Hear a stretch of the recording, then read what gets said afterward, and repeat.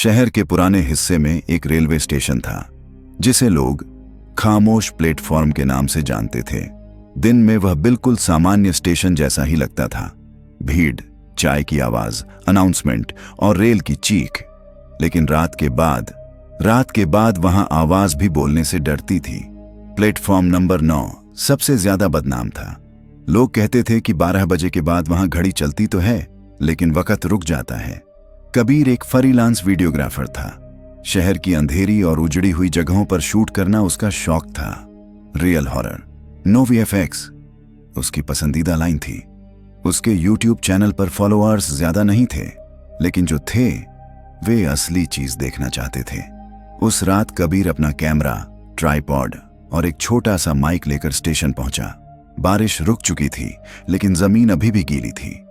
Station का मुख्य gate आधा खुला था, जैसे किसी ने उसे जल्दी में छोड़ दिया हो। कबीर ने कैमरा ऑन किया। लाल लाइट टिमटिमाई। यह है खामोश प्लेटफॉर्म, उसने धीरे से कहा। और लोग कहते हैं कि यहां रात 12 बजे के बाद कुछ गलत होता है। प्लेटफॉर्म पर कदम रखते ही उसे एक अजीब सा दबाव महसूस हुआ, जैसे हवा भारी हो गई हो। लाइटें झिलमिला रही थीं और कहीं दूर एक घड़ी टिक टिक कर रही थी। घड़ी में समय था 12:07। कबीर धीरे धीरे आगे बढ़ने लगा, कैमरा हाथ में लिए। हर कदम के साथ उसके जूतों की आवाज और तेज लग रही थी, जैसे स्टेशन उसे सुन रहा हो। तभी उसकी नजर एक बेंच पर पड़ी। प्लेटफॉर्म के बिल्कुल आखिर में एक बूढ़ी औरत बैठी थी। वह बिल्कुल सीधी बैठी थी, ना हिली ना कुछ किया, सिर झुकाया हुआ। लंबे सफेद धूसर बाल उसके चेहरे को आधा ढके हुए थे। कबीर रुक गया। हेलो, उसने आवाज दी। कोई जवाब नहीं आया। कैमरे का लेंस धीरे धीरे झूम हुआ। औरत का चेहरा रोशनी में आया।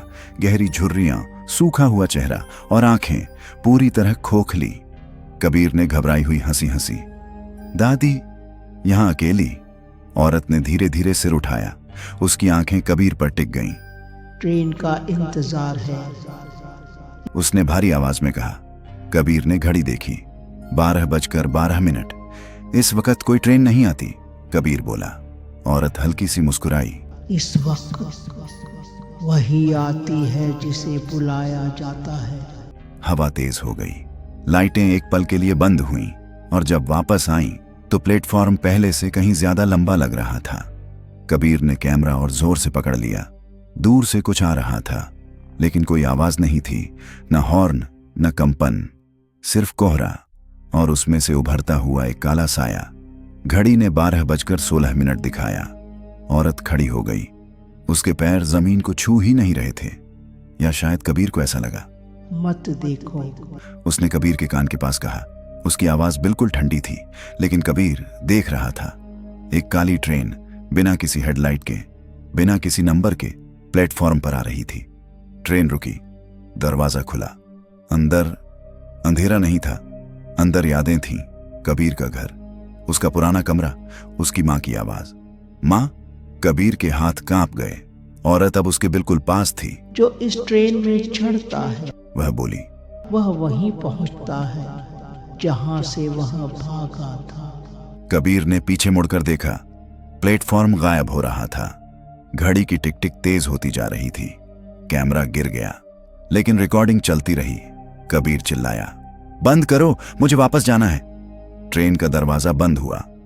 अंधेरा, फिर सुबह। स्टेशन मास्टर ने कबीर को प्लेटफॉर्म पर पड़ा हुआ पाया। कैमरा उसके पास ही था। घड़ी 12:18 पर रुकी हुई थी। स्टेशन बिल्कुल सामान्य था। कोई बूढ़ी औरत नहीं, कोई काली ट्रेन नहीं। कबीर जिंदा था, लेकिन उसकी आंखों में कुछ मर चुका था। उस रात वीडियो अपलोड हुआ। आखिरी फ्रेम में सिर्फ एक पंक्ति थी, कुछ जगहें सिर्फ देखने के लिए नहीं होती। और प्लेटफॉर्म 9 आज भी रात 12:16 पर खामोश नहीं रहता।